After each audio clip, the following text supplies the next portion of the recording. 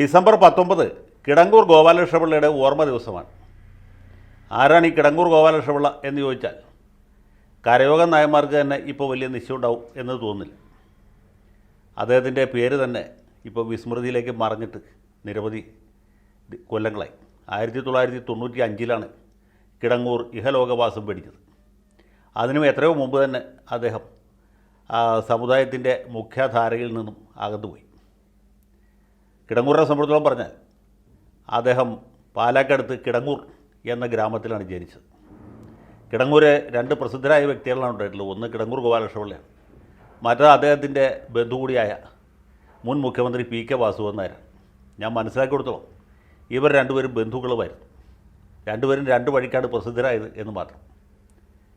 P K Vasudevan Nair Aluva UC കോളേജിൽ പഠിക്കുന്ന കാലത്ത് സ്റ്റുഡൻസ് ഫെഡറേഷനിലേക്ക് ആകർഷിക്കപ്പെടുകയും കമ്മ്യൂണിസ്റ്റ് നേതാവായിട്ട് പാർലമെൻറ്റ് അംഗമാകുകയും പിന്നീട് കേരള മുഖ്യമന്ത്രിയാകുകയും പാർട്ടിയുടെ സംസ്ഥാന സെക്രട്ടറിയായി തീരുകയും പിന്നീട് വീണ്ടും പാർലമെൻറ്റ് അംഗമായിരിക്കുമ്പോൾ മരണപ്പെടുകയുമാണ് ഉണ്ടായത്.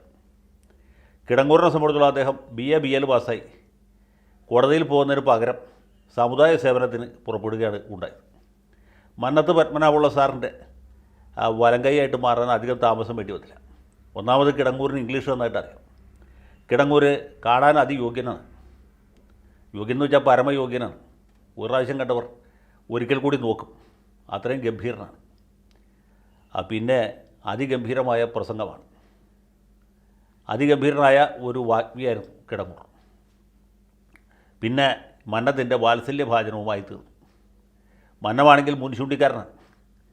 ഒന്ന് പറഞ്ഞ് രണ്ടാം വാക്കിൽ ചാടിക്കടിക്കുന്ന സ്വഭാവക്കാരനാണ്. അവസാന കാലത്ത് ഇദ്ദേഹത്തിന് ഈ മൂലക്കുരുവിൻ്റെ അസുഖവും വളരെ രൂക്ഷമായിരുന്നു എന്നാണ് മനസ്സിലാക്കാൻ കഴിഞ്ഞിട്ടുള്ളത്.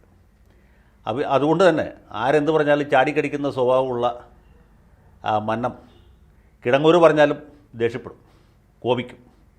പക്ഷേ കോപം തണക്കുമ്പോൾ കിടങ്ങൂർ പറഞ്ഞത് ശരിയായിരുന്നു എന്ന് അദ്ദേഹത്തിന് ബോധ്യമാവുകയും കിടങ്ങൂരിനെ അദ്ദേഹം അംഗീകരിച്ചു. അങ്ങനെ ഇദ്ദേഹത്തെ ഈ കിടങ്ങൂരിൻ്റെ നയവും വിനയവും രണ്ടും മന്നത്തിന് വളരെയധികം ബോധിച്ചു. അല്ലാതെ ആ സ്ഥാനത്തേക്ക് ബാലകൃഷ്ണപിള്ള ഉയർന്നു വരുമായിരുന്നു എന്നാണ് ആളുകൾ പറഞ്ഞു കേട്ടത്. ഏതായാലും മന്നത്തിൻ്റെ ജീവിത അന്തിമ സമയത്താണ് കിടങ്ങൂർ NSSൻ്റെ ജനറൽ സെക്രട്ടറിയായി തിരഞ്ഞെടുക്കപ്പെടുന്നത്. 1967 അത് കഴിഞ്ഞ് 3-4 കൊല്ലത്തിനകത്ത് മന്നം അന്തരിക്കുകയാണ് ഉണ്ടായത്. അപ്പോൾ 1967 NSSൻ്റെ സാരഥ്യം ഏറ്റെടുക്കുന്ന സമയത്ത് കിടങ്ങൂരിന് വെറും 38 വയസ്സേ ഉണ്ടായിരുന്നു. പിന്നീട് NSSൻ്റെ പ്രധാന ഉടമസ്ഥനായിട്ട് അദ്ദേഹം മാറി. കിടങ്ങൂരിൻ്റെ പ്രധാന മുൻകൈയിലാണ് ഈ കത്തോലിക്ക അച്ഛന്മാരുമായി ചേർന്ന് കോളേജ് മാനേജ്മെൻറ്റുകളുടെ സമരം ഉണ്ടായത്. AK ആൻ്റണിക്കെതിരായിട്ട് C അച്യുതാനന്ദൻ മുഖ്യമന്ത്രിയായിട്ടുള്ള സമയത്ത് ആ കോളേജ് സമരത്തിൻ്റെ തുടർച്ചയായിട്ടാണ് അദ്ദേഹത്തിൻ്റെ മുൻകൈയിൽ തന്നെ NDP എന്ന് പറഞ്ഞൊരു രാഷ്ട്രീയ പാർട്ടി ഉണ്ടായത്. കിടങ്ങൂരും കളത്തിൽ വേലായുധൻ നായരും അതുപോലെ KP രാമേന്ദ്രൻ നായരും ഒക്കെയാണ് ഈ പാർട്ടിക്ക് നേതൃത്വം നൽകിയത്. അതിൻ്റെ സ്ഥാപക ജനറൽ സെക്രട്ടറി കിടങ്ങൂർ തന്നെയായിരുന്നു. കിടങ്ങൂർ പക്ഷേ തെരഞ്ഞെടുപ്പിലൊന്നും മത്സരിച്ചില്ല. ഈ കൈ നനയാതെ മീൻ പിടിക്കുന്ന വിദ്യയായിരുന്നു പുള്ളിക്ക് താല്പര്യം. 1977 തെരഞ്ഞെടുപ്പിൽ NDP 6 സീറ്റിൽ മത്സരിച്ചു, 5 സീറ്റ് ജയിച്ചു. അങ്ങനെ 5 MLAമാരുണ്ടെങ്കിലും പാർട്ടിക്ക് ഒരു മന്ത്രിസ്ഥാനം കൊടുക്കാനായിട്ട് ആദ്യം കരുണാകരനോ പിന്നീട് AK ആൻ്റണിയോ കൂട്ടാക്കിയില്ല. അതിൻ്റെ പുറകെ ഈ പാർട്ടിയിലെ ഒരു MLA മരിച്ചു, തിരുവനന്തപുരം ഈസ്റ്റിൽ നിന്ന് ജയിച്ച. അതുകൂടാതെ ഈ 4 അംഗങ്ങളായതിൽ 2 പേര് വിമത NDP ഉണ്ടാക്കി. ചാത്തന്നൂർ തങ്കപ്പൻപിള്ള, വട്ടിയൂർക്കാവ് രവി. അവർ പിന്നീട് കേരള കോൺഗ്രസിൽ ചേർന്നു. ആ സമയത്താണ് ഈ അഖിലേന്ത്യാ അടിസ്ഥാനത്തിൽ കോൺഗ്രസ് പിളർന്നത്. മന്നത്തിൻ്റെ ശതാബ്ദി അല്ലെങ്കിൽ NSSൻ്റെ ജൂബിലി എന്തോ ഒരു സംഭവം കൂടി ആ സമയത്ത് നടക്കുന്നുണ്ട്. ആ സമയത്താണ് ഈ കരുണാകരനും കിടങ്ങൂർ ഗോപാലകൃഷ്ണപിള്ളയും ചേർന്ന് നമ്മൾ ഇന്ന് കാണുന്ന ഐക്യ ജനാധിപത്യ മുന്നണി രൂപീകരിച്ചത്. ആ ഘട്ടത്തിൽ കേരള കോൺഗ്രസ് ഉണ്ടായിരുന്നില്ല, മുസ്ലിം ലീഗ് ഉണ്ടായിരുന്നില്ല. അവരൊക്കെ പിന്നീട് വന്നതാണ്. കരുണാകരൻ കിടങ്ങൂർ ഗോപാലകൃഷ്ണപിള്ളയുമാണ് ശരിക്കും ഈ ഐക്യ ജനാധിപത്യ മുന്നണി അഥവാ UDF എന്ന് പറഞ്ഞ സംവിധാനത്തിന് തുടക്കം കുറിച്ച്. പിന്നീട് 1980 തെരഞ്ഞെടുപ്പിൽ ഈ 5 MLAമാരിൽ മത്സരിച്ചവരൊക്കെ തോറ്റുപോയി. പക്ഷേ വേറെ 3 MLAമാർ ഇദ്ദേഹത്തിന് വിജയിപ്പിക്കാൻ കഴിഞ്ഞു. കരുണാകരൻ്റെ കാസ്റ്റിംഗ് മന്ത്രിസഭയിലാണ് ആദ്യമായിട്ട് NDPക്ക് ഒരു മന്ത്രി ഉണ്ടായത്. അത് N ഭാസ്കരൻ നായരായിരുന്നു. പിന്നീട് അടുത്ത തെരഞ്ഞെടുപ്പിൽ നമ്മുടെ കാസ്റ്റിംഗ് മന്ത്രിസഭ തകർന്നതിന് ശേഷം 82 തന്നെ ഉണ്ടായ തെരഞ്ഞെടുപ്പിൽ NDPക്ക് 4 MLA-മാരുണ്ടായി. KGR കർത്താവ് മന്ത്രിയായി. കർത്താവിന് ശേഷം പിന്നീട് രാമേന്ദ്രൻ നായർ മന്ത്രിയായി എന്നൊക്കെയാണ് ചരിത്രം. ഈ സമയത്താണ് കിടങ്ങൂരിന് ജീവിതത്തിൽ ഏറ്റവും വലിയ അബദ്ധം പറ്റിയത്. ജീവിതത്തിൽ അദ്ദേഹത്തിന് ആകെ ഒരു അബദ്ധം പറ്റി, പക്ഷേ അത് ഒന്നൊന്നര അബദ്ധമായിരുന്നു. കരുണാകരൻ്റെ വാക്ക് കിട്ടി ഇദ്ദേഹം സിംഗപ്പൂർക്ക് ഹൈ കമ്മീഷണറായിട്ട് പോയി എന്നുള്ളതാണ്. കിടങ്ങൂരിന് അമേരിക്കയിലെ അംബാസഡറായിട്ടോ അല്ലെങ്കിൽ ബ്രിട്ടനിലെ ഹൈ കമ്മീഷണറായിട്ടോ പോകാനായിരുന്നു താല്പര്യം എന്നാണ് ആ സമയത്ത് ദേശാഭിമാനിയിൽ വന്ന വാർത്ത. അപ്പോൾ കരുണാകരൻ ഇദ്ദേഹത്തോട് പറഞ്ഞു അതിന് ഡിപ്ലോമാറ്റിക് എക്സ്പീരിയൻസ് ഇല്ലല്ലോ, കുറച്ച് നാൾ സിംഗപ്പൂരിൽ ഹൈ കമ്മീഷണറായിട്ട് ഇരിക്കാം. സിംഗപ്പൂർ എന്ന് പറഞ്ഞാൽ വളരെ ചെറിയൊരു രാജ്യമാണ്. മാത്രമല്ല അന്ന് സിംഗപ്പൂരിലെ പ്രസിഡൻറ്റ് ദേവൻ നായർ എന്ന് പറഞ്ഞ ഒരു മലയാളിയുമാണ്, നായരുമാണ്. അപ്പോൾ കിടങ്ങൂർജി അവിടെ പോവുകയാണെങ്കിൽ പ്രത്യേകിച്ചും ഇന്ത്യയും സിംഗപ്പൂരും തമ്മിലുള്ള നയതന്ത്ര ബന്ധം ശക്തിപ്പെടുത്താൻ കഴിയും എന്ന് പറഞ്ഞ് ഈ പാവത്തിനെ വിശ്വസിപ്പിച്ച് സിംഗപ്പൂർക്ക് ഹൈ കമ്മീഷണറായിട്ട് വിട്ടു എന്നാണ് കഥ. ഇത് ദേശാഭിമാനിയിൽ വന്ന ഹെഡിങ് പോലും എനിക്കിപ്പോൾ ഓർമ്മയുണ്ട്. കൊതിച്ചത് ആന, കിട്ടിയത് കുഴിയാന എന്നായിരുന്നു. ദേശാഭിമാനിയുടെ ഒരു പത്രപ്രവർത്തന രീതി അതാണ്. ഏതായാലും ഇദ്ദേഹം സിംഗപ്പൂർക്ക് പോയതിന് മുമ്പായിട്ട് ഇവിടെ NSSലെ പുതിയ ജനറൽ സെക്രട്ടറി തിരഞ്ഞെടുത്തു. NSS ജനറൽ സെക്രട്ടറി സ്ഥാനത്തേക്ക് മത്സരം ഉണ്ടായി. N. ഭാസ്കരൻ നായർ, മുൻ മന്ത്രി. പിന്നെ നമുക്കെല്ലാവർക്കും അറിയാവുന്ന PK നാരായണ പണിക്കർ, ചങ്ങനാശ്ശേരിയിലെ അഡ്വക്കേറ്റ്. അതിൽ നാരായണ പണിക്കർക്കായിരുന്നു കിടങ്ങൂരിൻ്റെ ഒരു മൗനമായ പിന്തുണ എന്നാണ് ചരിത്രം. ഏതായാലും നാരായണ പണിക്കർ ജയിച്ചു. അതിനെ തുടർന്ന് ഈ സംഘടന പൂർണ്ണമായിട്ടും നാരായണ പണിക്കറിനെ അദ്ദേഹത്തിൻ്റെ പ്രധാന സിൽബന്ധിയായിരുന്ന സുകുമാരൻ നായരുടെയും കൈപ്പിടിയിൽ ഒതുങ്ങി എന്നുള്ളതാണ് ചരിത്രം.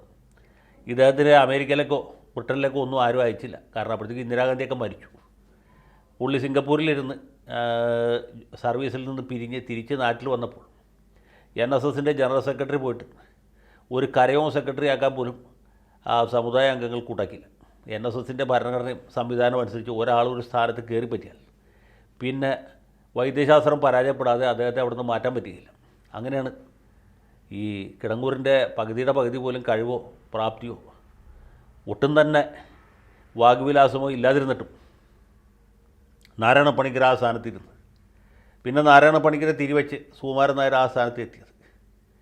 അങ്ങനെ കേരള രാഷ്ട്രീയത്തിൽ ഒന്നും അല്ലാതായി തീർന്ന കിടങ്ങൂർജി പിന്നീട് കുറച്ചാൾ കേരള കോൺഗ്രസ് ജോസഫ് ഗ്രൂപ്പിൽ ചേർന്ന് പ്രവർത്തിച്ചു എന്ന് ചരിത്രമുണ്ട്. പിന്നെ അവിടെ ക്ലച്ച് പിടിക്കാതെ തീർത്തും നിരാശനായി പൊതുരംഗത്തു നിന്നൊക്കെ പരിപൂർണമായിട്ടും ഒഴിവാക്കപ്പെട്ട് 1995 ഡിസംബർ 19 അദ്ദേഹം മരണപ്പെട്ടു. അദ്ദേഹം മരിച്ചപ്പോൾ അന്ന് NSSൻ്റെ മന്നം ജയന്തിയുടെ കാൽനാട്ട് ഈ പന്തലിൻ്റെ കാല് നാട്ടുന്ന ദിവസമായിരുന്നു എന്നാണ് അനുഭവസ്ഥനായ ഒരാൾ പറയുന്നത്. അവിടെ കിടങ്ങൂരിൻ്റെ മരണവാർത്ത അറിഞ്ഞപ്പോൾ അവിടെ ഉണ്ടായിരുന്ന ഒരു ഭാരവാഹി അപ്പോൾ തന്നെ ലഡു വാങ്ങിച്ച് വിതരണം ചെയ്തു എന്നും ചില കുബുദ്ധികൾ പറയുന്നുണ്ട്. ശരിയോ നേരോ എന്നുള്ളതെന്ന് അറിയില്ല. NSS ആയതുകൊണ്ട് നേരാവാനാണ് കൂടുതൽ സാധ്യത എന്ന് എനിക്ക് തോന്നുന്നു. ഏതായാലും ഇദ്ദേഹത്തിൻ്റെ അന്തിമ കർമ്മങ്ങളിലൊന്നും സമുദായ പ്രമാണിമാരാരും പങ്കെടുത്തില്ല എന്ന് മാത്രമല്ല പരമാവധി ആരും സഹകരിക്കരുത് എന്ന് കരയോഗങ്ങൾക്ക് നിർദ്ദേശം കൊടുത്തായിട്ടും കേൾവിയുണ്ട്. അതും കേൾവിയാണ്, ഞാൻ നേരിട്ട് അനുഭവസ്ഥനല്ല. ഏതായാലും കേരളത്തിലെ ഒരു NSS കരയോഗത്തിൽ ചെന്നാലും കിടങ്ങൂരിൻ്റെ പടം നിങ്ങൾക്ക് കാണാൻ കഴിയില്ല. കിടങ്ങൂരിന് എന്തിനു പറയുന്നു, നാരായണ പണിക്കരുടെ പോലും പടം കാണാൻ കഴിയുകയില്ല. കാരണം ആ സ്ഥാനത്തിരുന്ന് അവിടുന്ന് പോയി കഴിഞ്ഞാൽ അന്ന് അയാളുടെ കത്തിക്കൽ കഴിഞ്ഞു എന്നുള്ളതാണ് ചരിത്രം. ഏതായാലും ഞാൻ തന്നെ കിടങ്ങൂരിനെ മറന്നുപോയി. ഇന്ന് കാലത്ത് ഈ നായന്മാരുടെ ഒരു വിമത ഗ്രൂപ്പിൽ ഇദ്ദേഹത്തിൻ്റെ പടം കണ്ടപ്പോഴാണ് ഓർത്തത്. കിടങ്ങൂർജിയുടെ സ്മരണയ്ക്ക് മുന്നിൽ ആദരാഞ്ജലി അർപ്പിക്കുന്നു. NSS കണ്ട ഏറ്റവും ശക്തരായ ജനറൽ സെക്രട്ടറിമാരിൽ ഒരാളായിരുന്നു അദ്ദേഹം. അദ്ദേഹത്തിൻ്റെ സമയത്ത് സർവീസ് സൊസൈറ്റിക്ക് നിരവധി വിദ്യാഭ്യാസ സ്ഥാപനങ്ങൾ പുതുതായിട്ട് തുടങ്ങാൻ കഴിഞ്ഞു, വസ്തുവകകൾ സമ്പാദിക്കാൻ കഴിഞ്ഞു, നിരവധി സ്ഥാപനങ്ങൾ പുതുതായിട്ട് പണിതുയർത്താൻ കഴിഞ്ഞു. അദ്ദേഹത്തിൻ്റെ പിൻഗാമികൾ അത് പലതും ദുർഭരണം കൊണ്ടും അഴിമതി കൊണ്ടും ഒരു വഴിക്കാക്കി എന്നുള്ളതാണ് ചരിത്രം. അതുകൊണ്ട് സമുദായാംഗങ്ങൾ ഒരു കാരണവശാലും മറക്കാൻ പാടില്ലാത്തൊരു പേരാണ് കിടങ്ങൂരിൻ്റെ. അത് അവർ ഓർമ്മിപ്പിക്കാൻ വേണ്ടി മാത്രമാണ് ഈ വീഡിയോ ചെയ്യുന്നത്. കിടങ്ങൂരിൻ്റെ സ്മരണയ്ക്ക് മുന്നിൽ ഒരിക്കൽ കൂടി ആദരാഞ്ജലി അർപ്പിക്കുന്നു.